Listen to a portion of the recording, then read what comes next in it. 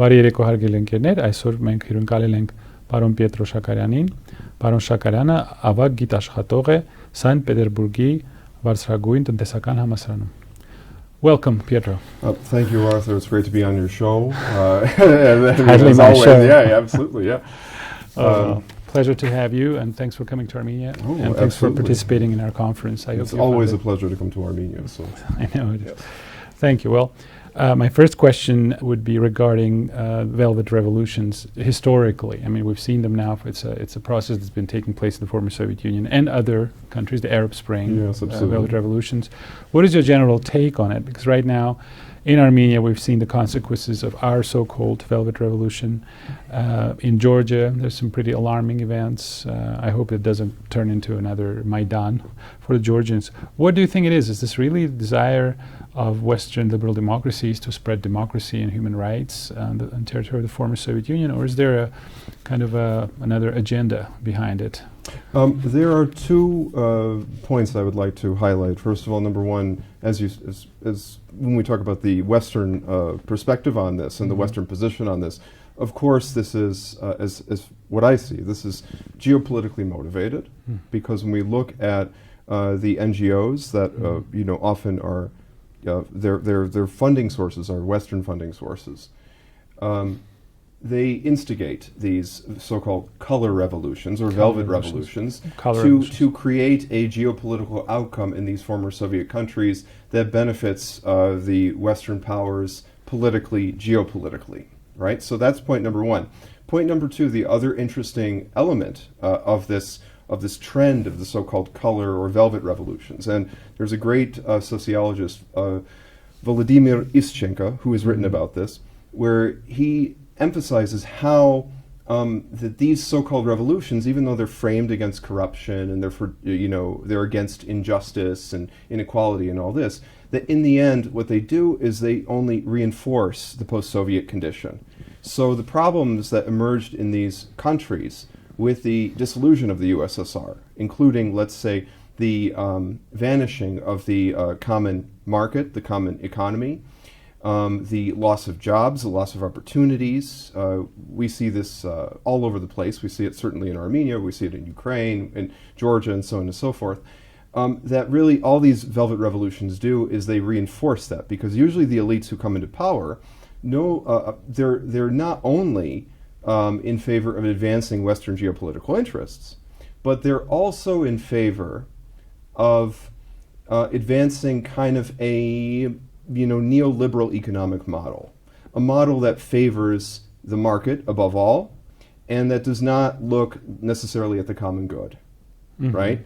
And so they while they make this promise that yes, we are for the people, we are going to, I guess, rob from the rich and give to the poor, or whatever, this kind of mentality. It's the opposite, actually. Yeah, absolutely. The opposite actually happens. And so when we look at Armenia, Armenia is a great example of this, because when we look at the government, the movement that was advocating for this revolution in Armenia, they came with these slogans that were against, the thieves, that were against, the inequality in Armenia and everything like that.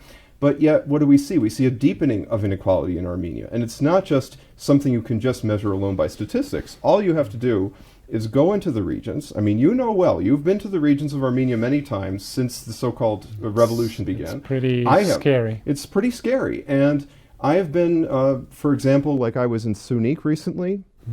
And when you look at the villages, the condition is really, really awful. So where has the investment been to really change the socioeconomic dynamic? There really hasn't been much activity in this regard. With that respect, do they really get rid of oligarchs and the corruption and the rich? Has that been the case in Georgia, in Ukraine, in Armenia? No. Because what happens in these countries is they simply align themselves with oligarchs, or first of all, there are oligarchs who support them, right? So when you look at like Ukraine, that's a great example of this. Who was behind Volodymyr Zelensky? It was exactly Mr. Kolomoisky initially. Now Kolomoisky, he's a Ukrainian oligarch. Now Kolomoisky is on the outs, we can say, with Zelensky. But that's a classic example of an oligarch who was supporting the so-called pro-democracy movement or whatever. And in the case of Armenia, we see this all the time. I mean, when we talk about when we look at the president and his ties, let's say to oligarchs, that's a great example. For example, so I think at the end of the day, this idea that we are in this post-oligarchic phase, or that somehow Pashinyan has decisively defeated the oligarchs, or not only Pashinyan, but it could be any leader in these kind of post-Soviet color revolution countries, that in the end all it does is it just, these oligarchs, maybe they change their perspective, or they change their worldview, but then they align with the new regime, or in some cases, like I say, they support the incoming movement to become the government because they know which side their bread is buttered. So there is no, so this idea that and then when actually the movements do come to power, there is no fundamental change. Like I say, the post-Soviet condition is reinforced. And it actually is reinforced. I mean, the life actually gets worse. It doesn't get better. Because we have, as you know, we have a wide network, an army of propagandists that are paid from foreign sources who are telling us that there's basically the good world and the bad world. And there's a good world of democracy and human rights and free elections. That is the West and countries associated with the West. And there's the bad world associated with Russia. And what the West does, the West comes to these countries and saves them from Russian tyranny and establishes regimes based on, again, human rights, democracy, and freedom, etc. So my question is, how does the West choose the countries where these velvet or color revolutions are encouraged? Have you heard of attempts recently to stage a color revolution in Azerbaijan, or in Saudi Arabia, No. or in Turkey, or in Qatar, or any other states of the Persian Gulf, or in Pakistan, or in China? I mean, how do they choose the countries where they stage color revolutions and promote democracy? And why is it, quote unquote, why is it that in some other countries they're very comfortable being buddy-buddy with very non-democratic regimes? Well, it all comes down to geopolitics and also personal connections, and also the political orientations of these governments that they target. So in Armenia's case, Armenia was a government that was, of course there are nuances I want to emphasize, but Armenia was a government that was very friendly to Russia. So because it's a government that's very friendly to Russia, that automatically makes it a candidate for a color revolution versus Azerbaijan, because Azerbaijan, yes, they kiss up to Russia, Aliyev plays his games and all this. He's good at it. He's excellent at it. But the thing is, at the end of the day, follow the money. Look who is in Baku. BP is in Baku. Right after the ethnic cleansing of Artsakh, what was Aliyev's first visit? He went to go, meet with the leadership of BP. Of course. So think about that. Also, you think about Exxon. You think about all these major companies. Total, French Total. Absolutely. Where were human rights then? Yeah, where were human rights then? It shows you that really economic interest and geopolitical interest trumps human rights completely. And for those countries that are seen as autocratic, because we have this kind of Manichaean worldview as best articulated by the most inarticulate American president, Joe Biden, of democracy versus autocracy, which I think is completely ridiculous when you see, yes, he's saying, he says, for example, that, Russia under Vladimir Putin, he calls that an autocracy. But then he's, chumming around with MBS in Saudi Arabia, or he's chumming around with Aliyev. So, and also with another case, Netanyahu, and what he's doing with the Palestinians in Israel and Palestine. So this idea of what is an autocracy, what is a democracy, first of all, it's very incorrect to even use the term democracy even to the United States, because democracy, the United States is a democratic republic. It's not just a direct democracy or something like this. So when they throw around this term democracy, and that's another thing, if you ever see anybody being funded by these NGOs throwing around the term democracy very loosely, you should automatically from the start be very suspicious of this.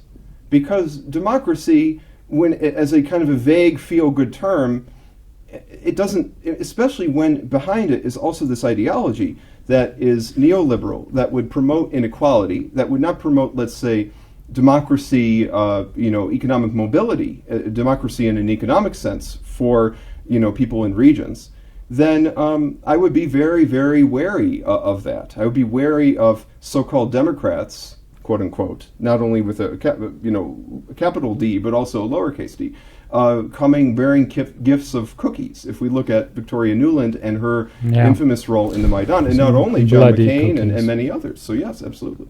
And assuming that we have a perfect democracy in the United States, which is subject to debate, I mean, is it really possible to spread democracy by force or by staging these revolutions? When you look at the last 24 years of our foreign policy, when you look at Iraq, you look at Afghanistan, at Syria, at Libya, well, I don't know if Georgia would fit, but like at Ukraine right now, has it really been a record of success? No, it has not been a record of success. And frankly, the best way, if you really want to spread democracy, Arthur, if you really want to spread democracy, the best way to do it is to show how it works in America and not to bring it to a country near you through NGOs and through sloganeering and through empty rhetoric or whatever. At the end of the day, if Armenia, first of all, we know the countries of the former Soviet Union, in particular Russia, actually, because I know Russia gets all the time criticized for being autocratic and, evil or whatever. But at the end of the day, look at the history of Russia. There have been periods, especially when we look at the Soviet era, of endogenous democratization. Look at the period of the Khrushchev thaw, for example. Look at the period of Gorbachev's glasnost, for example. These were periods of endogenous democratization. They didn't need the West to come in and tell them what to do. The Russians were doing it themselves. And not only the Russians, I say the Soviets. This also includes, of course, Armenia. It includes Georgia. It includes Ukraine. It includes all these countries. And it shows you these countries are more than capable of democracy. It's very demeaning and very insulting to assume that Armenians and Georgians and Russians and Ukrainians don't know about democracy, and that we, the big brothers from the West, from the United States, have to come in and teach these primitive peoples how to do democracy. I think it's extremely demeaning, it's extremely insulting, and any Armenian, I'm just mentioning for Armenia's sake, but anybody, any former Soviet citizen, but I'm going to mention this with regard to Armenia, that any Armenian who claims that they are a true Democrat and supporting such movements is, frankly, they have no self-respect, national self-respect. That's something we have to really take into account, that if you really love your nation, then you would believe in endogenous democratization, that we can do this on our own. We don't need America to tell us what to do. We don't need Europe to tell us what to do. That we can be democratic on our own without a grant from the German Marshall Fund or the National Democratic Institute or International Republican Institute or from Open Society or from, I don't know, USAID. So it would be much better for these, and actually, frankly, it makes these countries more beautiful, because what it does is it shows that they can find their own creative ways to reach democracy. Why do they need to be given a cookie-cutter form of how to approach democracy? They should be able to do it. They're more than capable of doing it themselves and finding their own unique way of doing it. Jack Matlock, the last American ambassador in the Soviet Union, has said, we should teach democracy by example. Yes, we should show them 100%. He's 100% and correct. It is absolutely right, because there are some great things about Western democracy. There are also some downsides to Western democracy. Absolutely. We shouldn't idealize it. And I think the problem, we discovered two weak spots in the democratic society. One is lobbying and private interests and pouring money into democracy, which basically turns it into, as Professor Sachs said here about a week ago, a plutocracy, power of the rich, who manipulate the system using this money. And the second one, we just found out in our country, it's very easy when you have hundreds of millions of dollars pouring from these foreign organizations to manipulate the public opinion. Manipulate it using the social media, using YouTube, using all these other channels, all these media outlets that are openly engaged by these Western sources. It went as far as accusing Russia of Armenian genocide. I don't know if you've heard that. Oh yeah, no, unfortunately this is becoming just disgusting. And also, not only that, I also would emphasize something else too. There's the argument that's often raised in the West as a counter argument to NATO expansion, because NATO expansion, when we talk about this issue, of course, this is the original sin of the breakdown of U.S.-Russian relations, right? And the world security architecture. Absolutely, but the counter-argument to this is that, well, these countries, Ukraine, Georgia, they should be able to, if they want to join NATO, then they should be free to do so. This is what the counter argument is.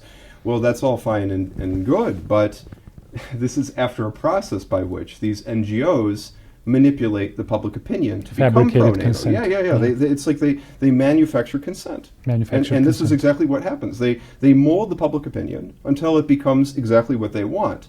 So it's not really the most natural desire of the Georgians or of the Ukrainians or of the Armenians or Moldovans or whatever, that this is something that is kind of a mystification. It's done to kind of make you think that this is as natural as the Caucasus Mountains or as natural as the Black Sea or the Ukrainian steppe or whatever. But in truth, it's really all kind of manufactured. It is manufactured. It's fake. I mean, there's no other way I can put it. Speaking of things that are manufactured and moving closer to Armenia, as you know, this regime has declared a war basically on pretty much everything that was associated with Armenian identity. Apparently our history is getting in our way, historical Armenia is getting in our way, our church is getting in our way, Mount Ararat is getting in our way, and curiously, none of this was mentioned when these people came to power as a result of the so-called revolution. So suddenly we discover that once they lost the war and brought us to a catastrophe, and now they're discovering that our enemy is our history. Absolutely, and I would just add something else too, that even they felt the need at the very beginning to kind of co-opt Armenian nationalism. This is why, like you see Pashinyan in what I would say is a not so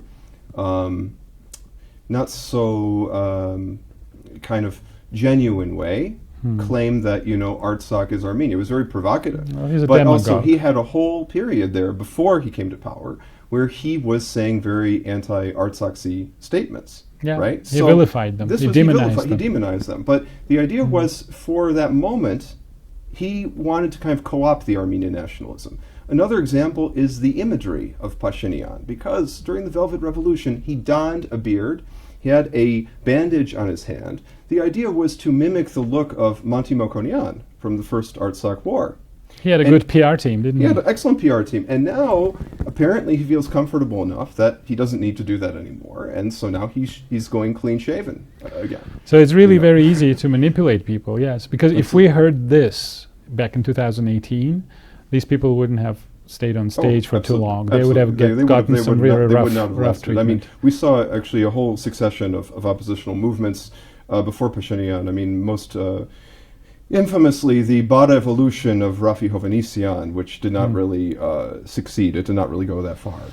So why this attack against the Armenian church, against the history of our church, against our religion, against our history in general? Why do you think he's doing this? I think it's to weaken kind of the sense of national solidarity. It's to kind of weaken also the Armenian sense of pride, because there is a theory I have that in the West, there are what they call good nationalisms and bad nationalisms. So good nationalism, of course, if you are, a Ukrainian far-right nationalist who follows Stepan Bandera, you have a swastika on your shoulder. You have a swastika on your shoulder, or if you are, a nationalist from the Baltic states, like a hard right nationalist from the Baltic states, then, or Azerbaijani nationalist, right, making irredentist claims on Iran or on Armenia or even parts, actually southern Russia and Georgia, that this is seen as okay because it advances Western interests. But Armenian nationalism is directed against Turkey, which is a NATO member, and also it is, very much aligned with Russia. So anything to weaken and undermine the sense of national solidarity, the sense of national identity, that would be on the agenda of the Pashinyan team, or at least the Pashinyan team, not only his team, but even his supporters too, actually, we can say.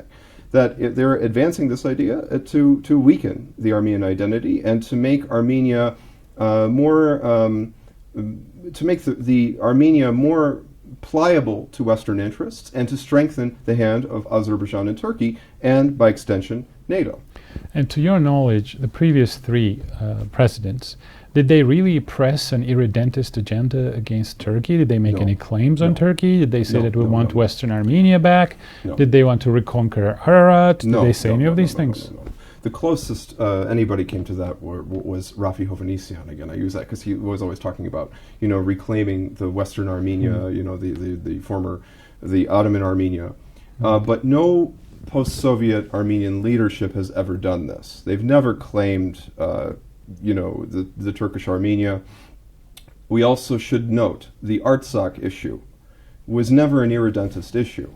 Artsakh was a matter of the self-determination of those people from Artsakh Nagorno-Karabakh. It was about their right, their sovereign right, to be independent from Azerbaijan, because they said, we don't want to be part of this state.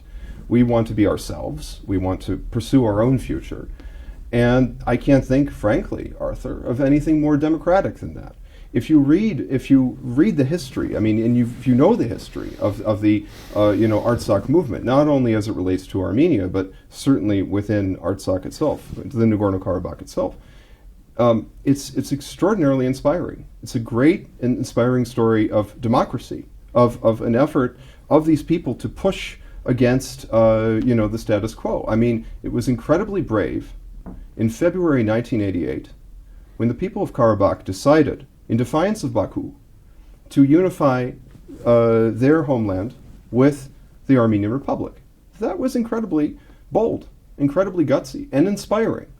And they did that through a democratic act, inspired, by the way, by Mikhail Gorbachev and his glasnost, as a matter of fact. So, when you think about this, you can't think of anything more democratic. And to throw the people of Artsakh under the bus, when they've had no say in, the Artsakh people never voted to become part of Azerbaijan, to basically say that they should be subsumed in Azerbaijan, and to kind of okay, indirectly, an ethnic cleansing of Artsakh by Azerbaijan. I can't think of anything less democratic than that. And remember, the West told us several times that they would not allow ethnic cleansing of Karabakh. There was David McAllister, he was the chairman of the European Committee on Foreign Relations, or whatever it was called. He said, this is our red line. We got similar assurances from the rep of the State Department. I'll tell you an interesting. If you permit me, I'll tell you an interesting story. I was in Yerevan. There was an Armenian American academic who told me that he was in consultation with a representative of the American State Department in February 2023. So what happens later in 2023? The ethnic cleansing of Artsakh, when we think about September 2023. So February 2023, this State Department official tells this Armenian American academic, you are a representative of the Armenian American community. How would the Armenian Americans feel if Artsakh was ethnically cleansed? A State Department guy said Department guy said this in February 2023. They're getting ready for it. So yeah, you've heard, of course, I'm sure you've heard all sorts of conspiracy theories about that Russia okayed the ethnic cleansing, and or something there was a crazy meeting about all this. But let me tell you, that I think is very clear evidence, unfortunately, that the United States and the West was certainly complicit in Azerbaijan's activities against the Artsakh Armenians. Unfortunately, it pains me to say that, but that's what it would suggest. Wasn't there? We later found out that there was a meeting prior to that ethnic cleansing between Russia, America, and I know, Europe. but I don't think that had anything to do with okaying Azerbaijan's operation necessarily. We also have to think that the fundamental act that put the whole process of ethnic cleansing in motion was Pashinyan's decision to in Prague to make this statement recognizing Nagorno-Karabakh Artsakh as Azerbaijan, which I believe was the greatest violation of the November 2020 statement. That people always mention that who violated the statement and all this and this, but the biggest violation was when Armenia decided that Nagorno-Karabakh should cease to exist, or that the Armenian government did, not the Armenian people, not the Armenian society, not the Armenian state, but this current government decided that for whatever reason that it would be good.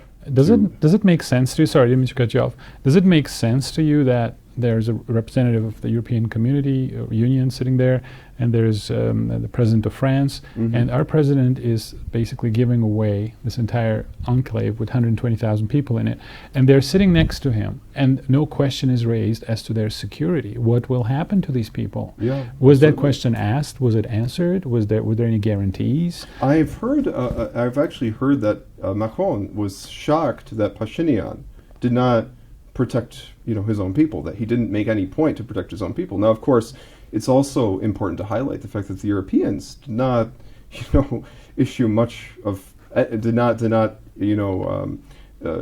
voice one bit of concern about these people or their human rights or their future in Azerbaijan. And as we know, I mean, Azerbaijan, their own human rights record toward their own Azerbaijani citizens is atrocious. It's disgusting.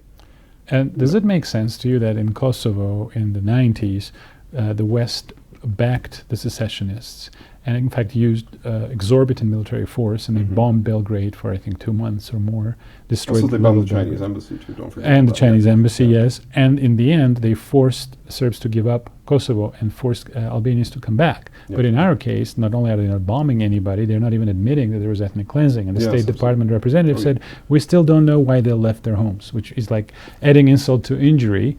I'd like to put this guy in a hotel and shoot at his window and see if he was going to run away and why he did that. It would be interesting to ask.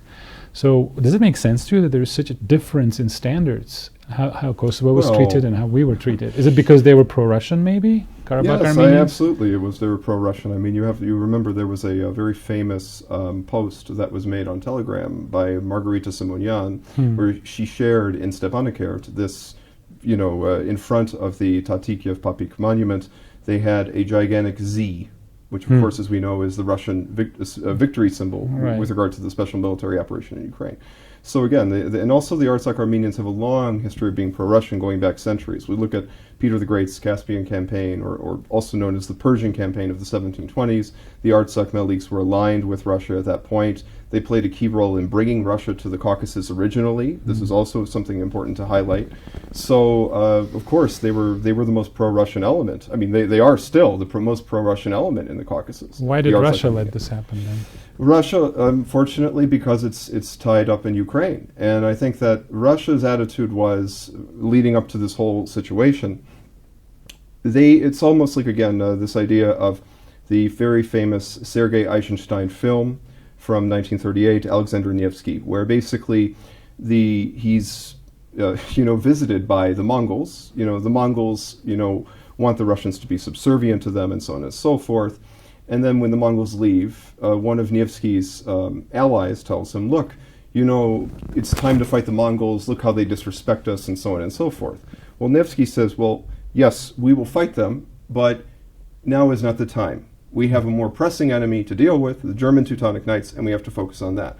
In the case of Russia right now, that mentality still applies. I mean, that mentality very much applies to their situation vis-a-vis, on one end, Ukraine and the special military operation in Ukraine, the war in Ukraine, and on the other hand, their relations with Turkey and Turkey's efforts to really upset the balance of power in the Caucasus. Because you have to think, Arthur, that when Armenia is weak and Azerbaijan is, on a high, it really puts the whole region off kilter.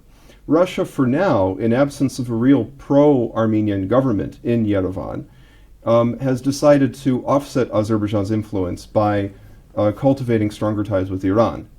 And again, like I also mentioned, if you look at the 3+3 meeting in Tehran that we saw recently, you saw at one point, on one end, you had Lavrov and the Iranian foreign minister, and you also had Fidan and Bayramov, right? So you could kind of see where the region was going. And Ararat Mirzoyan, I mean, he had his game face on, as if he was ready to confront Serge at Electric Yerevan, but he was ultimately confused. He didn't know which way to go. And he was kind of on the outs with everybody, really. It was like looking at kids in a cafeteria. But my point is, and even mentioning the 3+3 meeting, is you could see how the region was shaping up. And Russia, for now, given that Armenia cannot offset Azerbaijan, is looking to Iran, because Iran, as we know, has its own issues with Azerbaijan. Azerbaijan, even though they don't necessarily officially press territorial claims against Iran, everywhere you hear in Azerbaijan this idea of southern Azerbaijan, that we need to kind of foment an awakening of southern Azerbaijan. There are designs of Baku toward the Iranian Azerbaijan to maybe even take it over, right? Of course, there's also support there from, war hawks in the United States and Israel. So at the end of the day, again, it all comes back to geopolitics. when you look at it. Speaking of Iran, given the latest nominations in Trump's administration, people who are going to come to power in about 2 months, they're not exactly known for their very peaceful attitude towards Iran. What are we to expect, in your opinion? I mean, it's anybody's guess, but do you think that these, the hawkish attitudes will prevail, or will? So there are two promises. One is that there will be a peaceful American foreign policy, no more wars, and then there's this attitude that Iran is the enemy, Israel is our friend and ally, and this is the time to strike because they may get nuclear weapons soon. And if that happens, how would that influence our region? Because as you know, they're as you mentioned, one of those forces that was deterring Azerbaijan against taking over our southern region, for example. Well, if we look at where this administration might go, like you say, it's anybody's guess. I would not necessarily say automatically it's going to go in like a very kind of neocon or hawkish direction, because we still have different factions within this kind of transition team moment. You have certainly people like Marco Rubio, who is appointed the Secretary of State, who have a history of being very hawkish. You have people, on the other hand, like Elon Musk or Tucker Carlson, who actually Tucker Carlson famously prevented Trump in his first term from going to war with Iran. As a matter of fact. I didn't know that. Yeah, because he even made a strong speech on his show, and Trump was apparently on the verge of being convinced to go to war.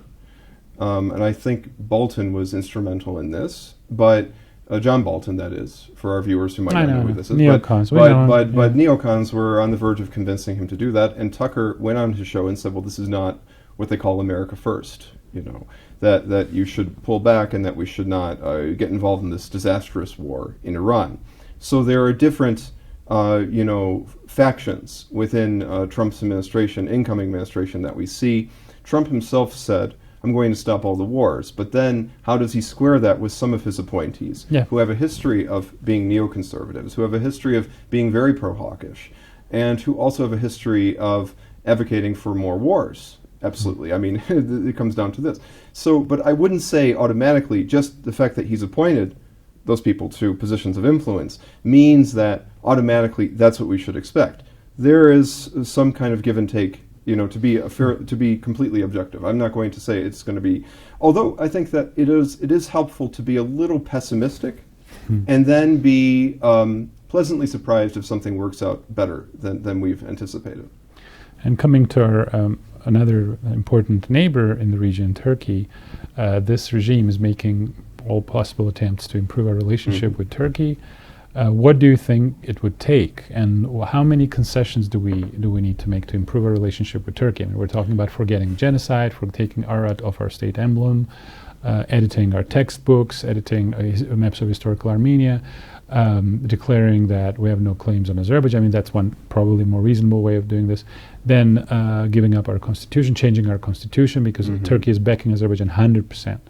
And again, today they're saying that the peace treaty is very important. What do you think this peace treaty is going to look like, and how much are we going to have to give up? Is this really a peace treaty, or is it a capitulation? I think it's a capitulation. I mean, it's looking up to be a capitulation, Arthur, really, if I may. I don't think, I mean, he's giving away the store. And actually, this is why advocates of Pashinyan love to say, well, look, back in the day, Serge was talking to the Turks too, and how is this different? They even go so far as to say this. But the reality is it's very different, because Armenia right now is negotiating from a position of weakness, even you could say a kind of very repulsive position of desperation, even groveling, really, what we're seeing, that they're eager to really get this peace. There's almost like saying, whatever you want, we'll give you.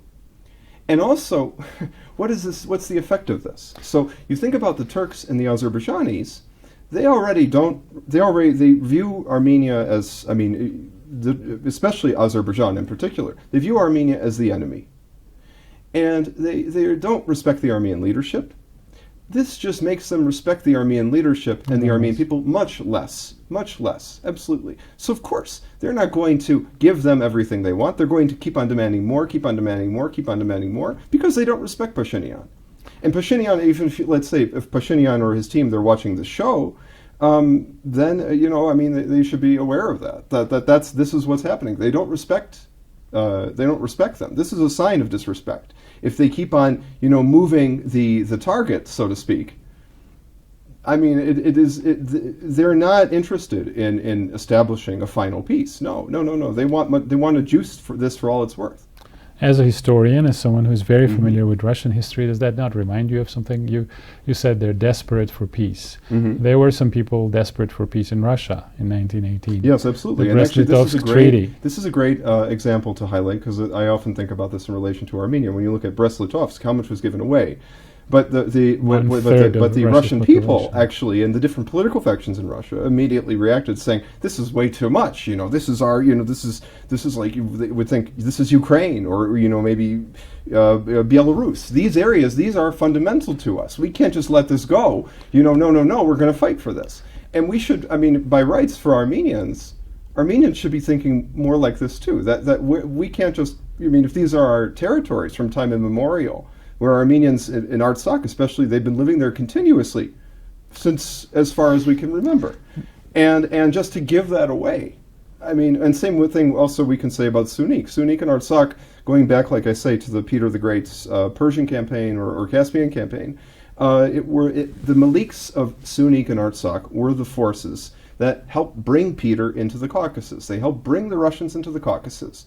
And they've been there, they've been living on that land for centuries, since the beginning of time, really. And they were the two independent formations of Armenia on the Armenian highland that persisted, that they kept that light of Armenian independence going for all those centuries, right up through the 18th and 19th centuries. So, yeah, I mean, it's... And you remember Lenin's argument was, yes, we're giving up territory, which is, I think, 1/3 of Russia's European population. We're giving up territory, but we're preserving our revolution. Because for him, what was important was to stay in power and keep the Bolshevik revolution going. But also, there's an important point even there to make, that Lenin also believed in eventually taking those territories back. Because he also believed that the idea would be to take these lands back, and then to bring the revolution to Poland, and then to Germany, right? So he was not even thinking this is going to be a permanent fix. The difference between him and these so-called revolutionaries were really a joke. Micro Bolsheviks. Well, yeah, whatever. The bottom line is that these guys, at the end of the day, are fine with just giving away lands and making the permanent fix. So they stay in power. They have no, just to stay in power. They have no ambition for taking that further or exporting any revolutions anywhere. They don't have any idealism. It's just very ad hoc. It's all based on staying in power. There's no idea, at least you can say with the Bolsheviks. There's an idea there. There's an idea for a more egalitarian world, let's say. Pashinyan does not. His whole raison d'etre is Francis Fukuyama. Because he ascribes to this kind of neoliberal, ahistorical notion of the end of history, right? I don't think he's read that. And he well, I mean, he goes off and he says about, I absolutely, I think it's completely bunk, but this is what he subscribes to, and his team subscribes to it, unfortunately. I think there was a time when they saw themselves as the messiah of world revolution, liberal revolution in the Caucasus. They even said, we're going to be the bastion of democracy. At some point, just to make things worse and provoke Azerbaijan, he said, we're going to talk directly to the Azeri people. Remember that? Yeah. It's like Trotsky kind of argument when he tried to talk directly to the German people, and the German government was very upset. Yeah, it didn't go down very well. No, but again, with the case with the Armenians, the outcome has been, infinitely more disastrous. And we're not Russia. We're not 1/6 of the land mass. Absolutely. We have lost pretty much everything except this little bit. When you give away Artsakh, that's approaching almost half of the Eastern Armenian territory already. I mean, that's a big chunk of Eastern Armenian territory as it is. So. And again, I don't have the numbers in front of me. I don't have exact percentages, but you get the idea, Arthur, that's what we're talking about. It's extremely humiliating. And after Artsakh, Sunik is next on the table. And what do you think Turkey and Azerbaijan or Iran, what is their attitude towards this corridor issue? As you know, Turkey and Azerbaijan want it to be extraterritorial. They want no customs control, on the routes. And actually recently, the Turkish government said that our brothers in Azerbaijan will decide where this corridor is going to go through. So it's not even our decision. We're like Palestine now. Nobody's going to ask us anymore. They're going to decide where the roads are going to go through. They want it without any control. Our government, I don't know what they want because they keep contradicting each other. The Russians are saying this is going to be Armenian territory, but we're going to escort the whatever you transport through it. And Iran is very upset with this, saying there's going to be no change, no borders will change in the region. How do you see this playing out, and what are the I think the ambition of Turkey and Azerbaijan is they ultimately would like to take this so-called corridor by force, by military force. And then Russia right now wants to kind of stave off that situation and invokes the legal argument of adhering to the November statement, because that's the best legal reference point that they can pull with regard to this issue. And Iran, of course, as we know, they make no bones about vocally opposing the corridor. Now that's, again, on the official level, but unofficially, the Iranian and Russian positions on this issue are actually quite aligned. And what you actually hear from the Western press, actually, is the Western press likes to make a big deal about Russian and Iranian contradictions on this issue, because they want Russia and Iran to conflict with each other and to fight with each other. But in fact, actually, behind the scenes and in diplomatic discussions internally, Russia and Iran are quite aligned on this issue, and they have no desire to see this so-called corridor come under Turkish or Azerbaijani influence, because also you have to think, Arthur, this is a common border between the Eurasian Union and Iran. Iran is a huge partner for the Eurasian Union, especially when we talk about the rise of the rest, the rise of BRICS. Russia is the president of BRICS this year. This is a big deal for Iran to have that connection with the Eurasian Union. If that connection is cut and the geopolitical outcome benefits NATO and Turkey and Israel and Azerbaijan, then it's not going to. Russia is under no illusion that this would be detrimental to them. And certainly Iran, vocally, as we know, is under no illusion that this would be detrimental to them. So that's how it is. It's just like, again, when we go back to the 3+3 format, you saw, Erdogan and you saw Fidan and Bayramov, and you saw Lavrov and the Iranian foreign minister. You saw where the region was going, more or less. And Mirzoyan didn't know where to go, which also tells you a lot about the Armenian foreign policy under this government. It just is confused. It doesn't know where to go. I don't know if it's his personal fault or the instructions he's been getting. No, I think it's actually, I think it's much more the instructions he's been getting. I think so, because he seems to be fair to him, as a reasonable kind of guy, despite this very unfortunate statement on the genocide issue. So, yes, I agree with you. I think it's not a question of a corridor. Really, there are 30 kilometers. Driving 30 kilometers is not that big of a deal. I think it's much more strategic. It's to cut off Sunik and for the two countries to join. And for Russia and Iran, that means Iran being cut off from Russia and one of the routes, and the Eurasian Union, and second of all, eventual NATO kind of military expansion into the Caspian Sea, which is, I think, deadly for them. You have to think also about the history of this, because I can tell you, Arthur, when I was in high school and I began to really kind of deeply research the region and examine it, you would often come into contact with some of the neoconservative or hawkish literature on this region. And there was always this desire, we're talking about 2005, 2006, 2007, this period of time, there was always this desire to basically use Azerbaijan as a corridor, and use really to kind of get a kind of a corridor into the Caucasus to access Central Asia, to create a trans-Caspian pipeline that would connect Azerbaijan to Turkmenistan, which has the 4th or 5th largest reserve of natural gas supplies in the world. Yes. And also, not only that, Kazakhstan is there, Uzbekistan is there. These are resource-rich countries.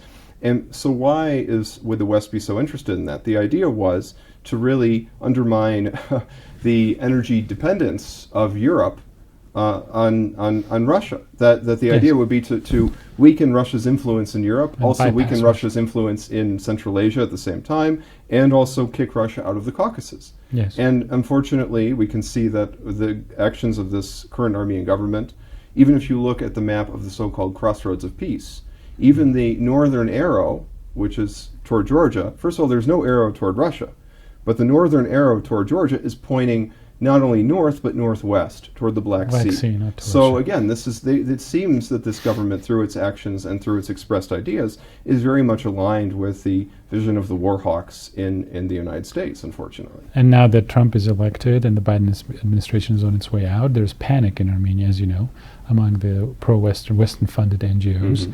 Do you think that our government, this regime, maybe a little bit worried that they put all their money in the wrong horse and that now they might find themselves in complete isolation? I think so for two reasons. Because, number one, we're looking at the Trump presidency wanting to pull back not only from much of the world. I mean, it doesn't mean that they're going to be out of every place, but they're going to defer more to local actors in these places, like in Europe, let's say. They want their influence in Europe, but they're going to let the Europeans take care of their share of the security, right?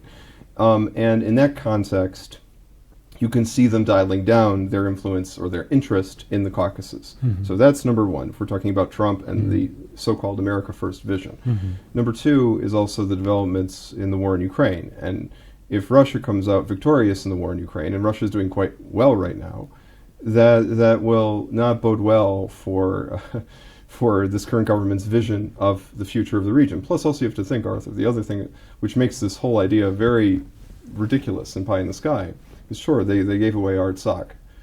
And number two, they want to give everything to Turkey and Azerbaijan. But the economy is so dependent on Russia. If they tried to pivot to the West economically, it would crash the country. And they will not stay in power. They will not stay in power. Will take to the they streets. will not stay in power. People at that point, when it hits the people's pocketbooks, then they will it's really sad, begin isn't to see it? a movement. It's sad. It's That's sad. what it would take. And that's what it would take. But that really would create the crisis moment, because they could not sustain staying in power if the whole economy of the country collapses. Already there were fears about that when they stopped using the Mir cards, because you have to think, economically there are a lot of remittances and a lot of exchange that goes between Russia and Armenia. And when you cut that off, also think about something like the Armenian cognac or brandy, depending on don't upset our French friends. Depending on, if you don't want to insult the French. But imagine with this, those supplies, 80% of that goes to Russia. Imagine, you can't cut off from a market like that overnight. It would take decades. Question, yes. What would happen if we took Armenian cognac, Armenian wine to France, Germany, Denmark, Italy? Don't even say. I mean, you don't what even would need to happen? say, Arthur, because it would not sell well. Because look at the French.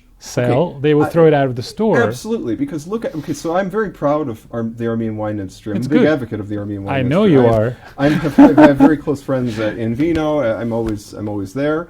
But the thing is, at the end of the day, the French are very nationalistic on this question, and they think their wine is the best, and not without good reason.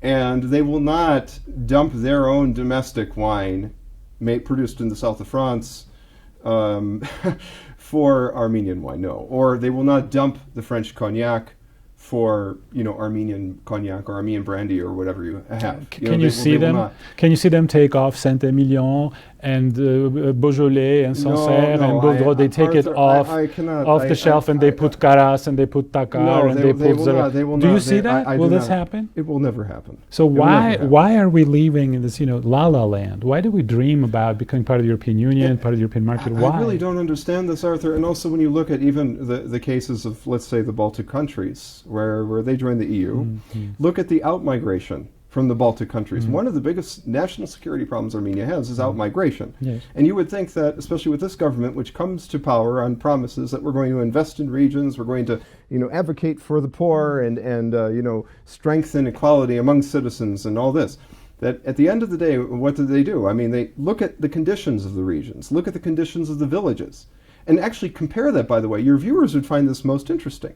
Because, I teach in St. Petersburg, I live in Russia, and I have traveled from St. Petersburg to Petrozavodsk in Karelia, it's the capital of the Karelian Republic.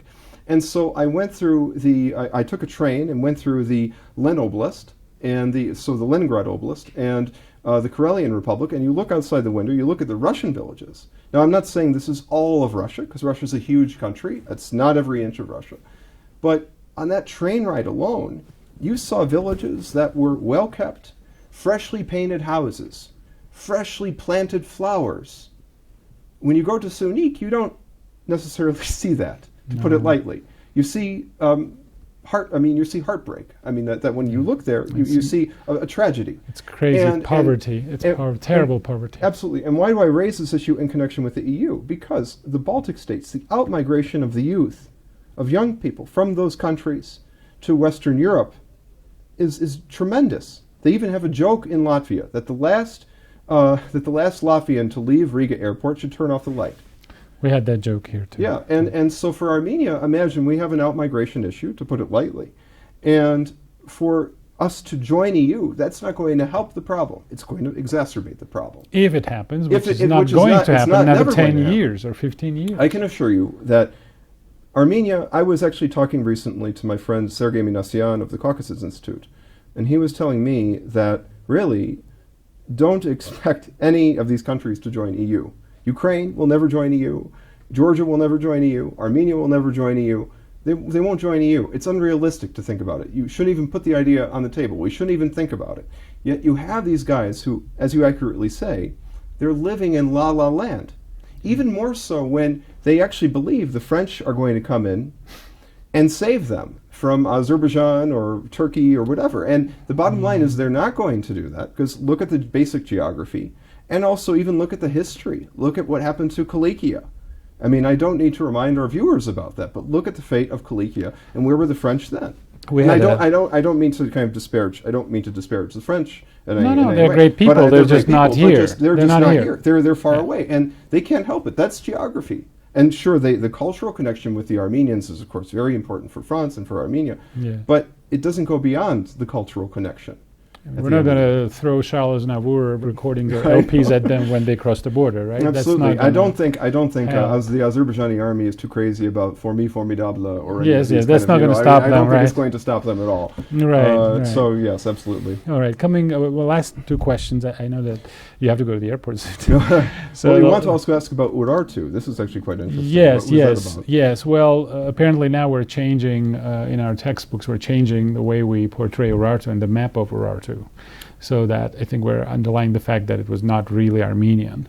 What do you think? Because this, we have this campaign against Armenian history. We're attacking our past right now. We're busy fighting with our past. So why do you think this regime is doing that? Well, Urartu, first of all, is the predecessor of Armenia. It's not yet Armenia. I mean, we can go into the big historiographical issues. But to change the map is really ridiculous, because if you go to St. Petersburg and you go to Hermitage, who is the director of Hermitage? It's Mr. Piotrovsky. We're talking about the son now. We're not talking about the father. The father was, of course, the great archaeologist who excavated Garmir Blur, right? Yeah. And there they have no qualms about showing a map showing the large Urartu, right? Which is, of course, a fact. But again, this regime, this government, is so sensitive even to that history, which shows you how ridiculous it is. It's very, very silly. It's very, very, they're out of their minds, really, when they think that they can kind of revise the history. Because you can't change the history. You can't change the fact that there was an Urartu, that there was a historical Greater Armenia, that there was a Tigran the Great's empire. Now we can complicate that history, but it doesn't erase the history. It doesn't change the fact that this was a historical reality at some point. They can try and do that, but again, they're just participating in revisionism at that point. It's no connection with reality or scholarship, frankly. And with reference to that, there's an issue of Crimea. Now that Crimea has been incorporated into the Russian Federation, Ukraine does not accept that, and Turkey has been playing a double game as it usually does, which is it's diplomacy, it's normal. So they're helping Ukrainians, they're helping Russians, playing both hands. But they did not recognize Crimea becoming a part of Russia. And some people in our expert community said that it's not so much a pro-Ukrainian move as a pro-Turkish move.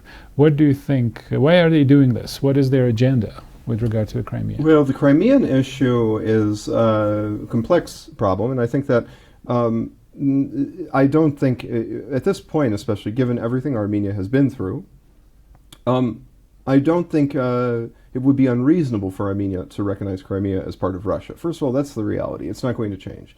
For Ukraine, it's the reality. It's not going to change for Ukraine. So if Armenia did that, especially if Armenia is an ally of Russia, there's no harm necessarily in doing that, and there's only benefit you can gain from that. Furthermore, Armenia could have used that as a precedent during the second war in Nagorno-Karabakh, Artsakh, in 2020, to recognize Nagorno-Karabakh.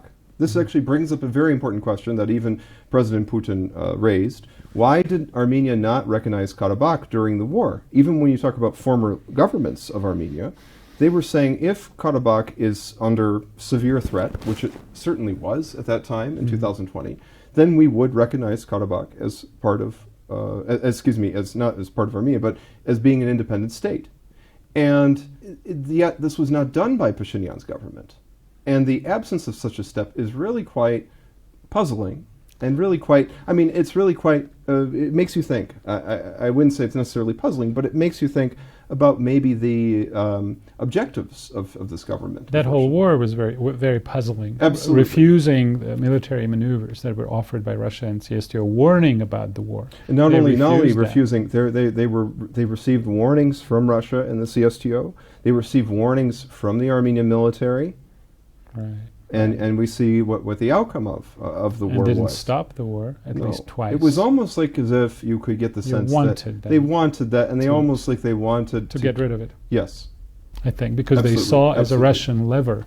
Because I've heard this argument from many people who are listening to the propagandists, is we want the good life. If we want the good life, we have to go to the West. Who is preventing us? Russia. Russia is corrupt. As long as we have Russia, we will always live under corruption. We're talking about corruption. Look at the states, lobbyists, whatever. So if you want to get rid of Russia, you have to get rid of Karabakh. This is the price you pay to get rid of Russia. So if you're concerned about corruption, I would turn you to the great city of New York in the United States and look at what's going on there right now with our wonderful mayor of New York City. I haven't been following. Well, if we look at that, there's a federal corruption case against the mayor of New York and his whole entourage. What happened? No, I'm not going to go. I'm not going to go into the details of it. But that's the bottom line: is that there was a federal there was a federal corruption investigation into the mayor of New York and into his entire administration for corruption. For corruption. You have to think about that. And this is the largest city in the United States, New York City. So Eric Adams and his team, they are among the most corrupt governments in New York City history. But I can also tell you, even before this was an FBI issue, there was always corruption in New York. Now let me ask you this. Do you think that there is corruption in Los Angeles? No, yeah. Is there corruption in Chicago?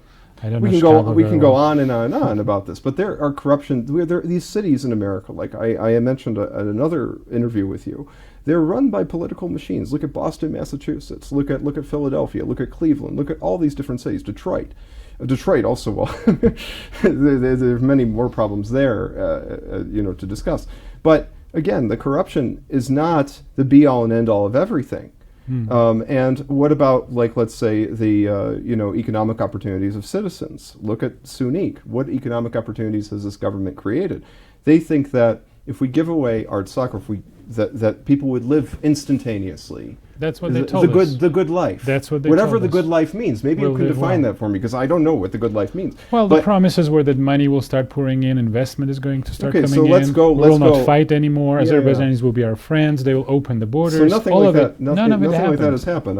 Look at all you have to do is take a trip down to Sunik and look at the condition of the villages, for one thing. Also look at the threats that are facing Armenia. Look at the fact that Azerbaijan and Turkey still have their eyes on Armenian territory, the corridor in the south, so on and so forth. So, no, actually, it's actually produced the opposite intended effect. And meanwhile, the Armenian economy is still very much, connected with Russia. That has not changed. Meanwhile, the Russian economy is booming. The main reason why the Armenian economy is performing so well, it's not due to any, miracles, economic miracles of this government. It's no. It's due to the Russian economy booming. Well, yeah, re-export. Absolutely. And trade quadrupled. Absolutely. And all you have to do is go to St. Petersburg, go to Moscow. It's thriving. It's not. The sanctions have boomeranged. If we're talking about the war in Ukraine and the whole circumstances coming off of that. Yeah, absolutely. And my final question, if you care, you're a historian, you know the history of the Cold War, 20th century. Our whole premise of security was based on nuclear deterrence, bipolar world. The big powers, the big guys cannot fight each other because it's too dangerous, and that keeps everybody stable. Long peace, John Gaddis, etc. You know this. Now we see this whole building unravel in front of our eyes. We're seeing things that are that were unthinkable back then, like missiles used to attack Russia, and Russia using missiles to they're hypersonic, middle range missiles. They're not ICBMs, but this is the first time of combat use. This is the first time that a middle range missile was used in combat. This has never been done before. And those missiles can bring nuclear warheads. They can carry nuclear warheads. So this entire structure of bipolarity, nuclear deterrence, and stability just crumbled, or it's in the process of crumbling. Well, okay, it's in the process of crumbling, and we had a statement, a very interesting statement by one of American military commanders saying that, yes, we're prepared for a nuclear exchange with Russia as long as we have enough weapons left to then assure our hegemony, which is for me insanity. Absolutely, I mean, it's insanity. Do you have any idea why we came to this? I mean, what happened to people? I think ideological blindness. I think that this whole idea, again, I hate to bring up our good friend, quote unquote, Francis Fukuyama, but the idea of the end of history, the idea that now we're going to live in this great period of liberal hegemony and so on and so forth, that has actually driven us to this moment. And also what we're seeing is kind of a desperation of these elites, that they, at some level, at some visceral level, they recognize that they're losing control over the narrative and that they're losing power. And so they're, just lashing out. And that's exactly what we're seeing with the Biden administration right now, when they are approving use of long-range weapons approving Ukraine's use of long-range weapons to fire into Russia. That's a sign of desperation. It's a sign that they're, we can say that maybe they're trying to tie Trump's hands or whatnot. We're not even clear really what the motivation of this is. But what is clear is that it's a desperate move. It's like the last hurrah of the so-called liberal interventionists on this front. They want to preserve hegemony, and actually the scary thing is that they want to preserve hegemony at any cost. So they almost think that that's worth more than the security of the United States or the security of Western Europe. That's where it gets really dicey, because if they're willing just to risk it all for that, then, I mean, it's no good. I mean, even it got to a point where even the institutions have become so corrupted in the West that even the Bulletin of the Atomic Scientists, which does the doomsday clock, even they applauded Biden on giving Ukraine the okay to use the long-range weapons to attack Russia. And by doing that, imagine what the consequences are going to be. But I think that maybe we may find our way out of this yet. We'll wait and see what happens with the next administration in the United States, and maybe we can pull back from the brink. We can only hope that. So, yeah. My other quick question is, apparently recently the ambassador of France in Russia, and France is a very friendly country to us, published a map, I guess it was on one of his social media pages, in which he showed a map of Azerbaijan, Iranian Azerbaijan, Aturpatakan, and he wrote something like the only and the inimitable one. Miaknu Ankarkanelin. So the inimitable Aturpatakan, or the only inimitable Aturpatakan. What does this gesture mean? What kind of a signal is this? I think maybe is he, because also you have to think where France was with regard to its relationship with Israel, with regard to the events in Gaza most recently, that could it be that France is maybe supporting Baku's designs on Iranian Azerbaijan? This is what concerns me, because there is that room for speculation that maybe perhaps they are encouraging Baku to pursue some sort of irredentist claims on Iran. And that's nothing new, unfortunately, because for the Western war hawks, in particular in the United States and in the neoconservative camp specifically, there's always been this interest in using Azerbaijan as a bridgehead to attack Iran.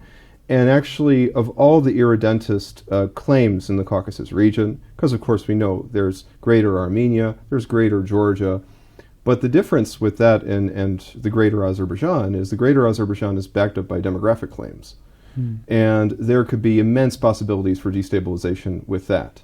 So in a way, he's backing up these area claims on Western Azerbaijan. Absolutely. And not only Western Azerbaijan. Western Azerbaijan, that would be the Republic of Armenia. He's actually backing claims of what the Baku would call the Southern Azerbaijan. Southern Azerbaijan. Yeah, so Southern, Western, whatever. I mean, the idea was to create a greater Azerbaijan that would be pro-Western, aligned with Israel and NATO, and that would facilitate a kind of a corridor access to the Caspian Sea. And not only that, I mean, you have even academics like far from objective academics like Brenda Schaefer, who is known for her ties with Israel and the state oil company of Azerbaijan, kind of backing these ideas or encouraging these ideas in the West. So money talks, right? Money does talk. Caviar diplomacy talks, and especially when you look at also Azerbaijan's other claims, they're even claiming part of southern Georgia. They're claiming part of southern Dagestan in Russia and the Russian Federation. So, and this victory high Aliyev is on is very, very destabilizing potentially for the entire region. We have to think about the implications for the whole region. It's not just that, well, he played his hand well and that's it. I mean, that there is great potential for destabilization, which also brings us to, again, the importance of the kind of Russia-Iran relationship in all this, for Iran to kind of counterbalance Baku in the absence of Armenia being able to do that for now.